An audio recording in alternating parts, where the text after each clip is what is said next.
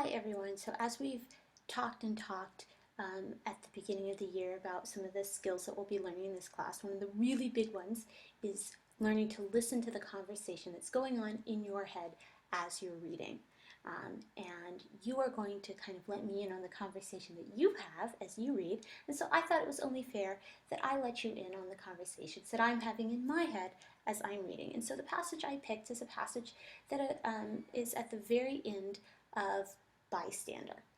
And what I want you to pay particular attention to is the types of things that I think about in addition to reading the words, the types of things that I think about as I'm reading this passage. So here we go. Time passed because that's what time does. It's a river that keeps pushing forward. All right, I'm going to add to that my own idea of background knowledge, and I think about junior high kids who I see come in 7th grade, and then only a few short years later I see them graduating from high school and going off to college. So I'm just going to write here, I relate. That's what I'm thinking about when I'm thinking about a river keep pushing forward. November came, and with it basketball season. Eric had miraculously survived the final cuts. He made the team one of only 2 7th graders on the 13-member squad. Yay, he deserves it. He's such a nice kid. He tries to do what's right. It's great that he got some good news. It was one of his happiest days in a long time. His mother took him and Rudy out for enormous ice cream sundaes to celebrate. What I love about this is it's so simple, but I have it, and it makes him very, very happy, right? Just celebrating with his mom and his little brother. And I certainly can relate to that. Sometimes all I want to do is, I don't need to go to a big party or hang out with a lot of people. I just want to hang out with my husband for the evening. But I also have the question, does he feel bad that he's maybe not got the friends to celebrate with? I don't know. Something to think about. Music helps, his father had once told him. And for Eric, that was so totally true. Through everything, he had his guitar and amplifier.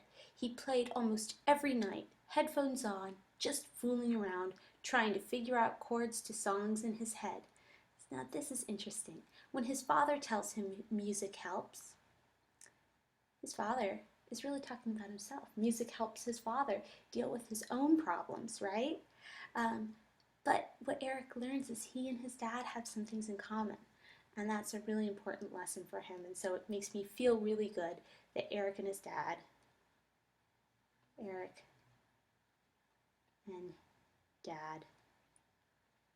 are okay with each other, right? I also thought it was really interesting. I like this idea of playing with the headphones on, right? And this idea that he's not a performer. He's not playing for anybody, it's just for himself. And that makes me think about the things that I do, just for myself, not because anybody's telling me to, not because I want to perform them for anybody, but I'm going to think about, reminds me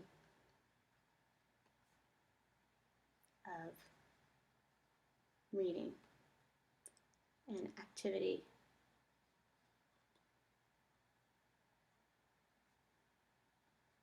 I do for myself, and it makes me happy. That's what guitar meant to Eric. He was determined to learn the techniques, the difficult fingering, and the chord progressions. Practice those scales until he could hammer each note without looking or even thinking. And you know what? I think I have a prediction. He's really good at basketball because he practiced. Eric's gonna be a great guitar player. I can imagine him in a few years. I see what his life has in store for him. Because he knew there was a song trapped in his heart, an inchoate melody swelling in the dark, and he had to find a way to release it, to open that song up and cast it into the world. Now, that last sentence is saying a lot. The first thing I notice is inchoate. Inchoate. That's a word we don't hear very often. And so what I did is I went and I looked it up. It's a word you occasionally hear it on the news, but I'm not exactly sure what it means. So I went and I looked it up. It means not fully developed.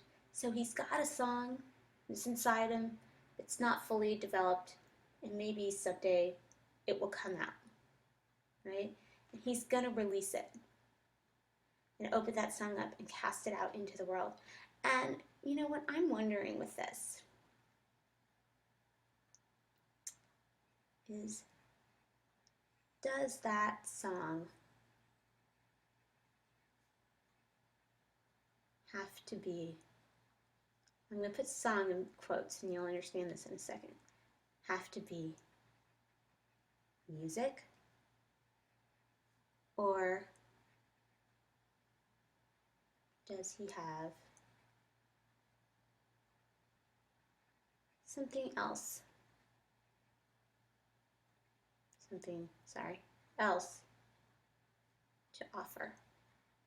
And certainly I think we could read it literally, right? He's a musician. He likes writing. Sorry, my pen's going a little nuts. He likes writing. He likes writing his music. But we also know that he has gifts because he's a good guy.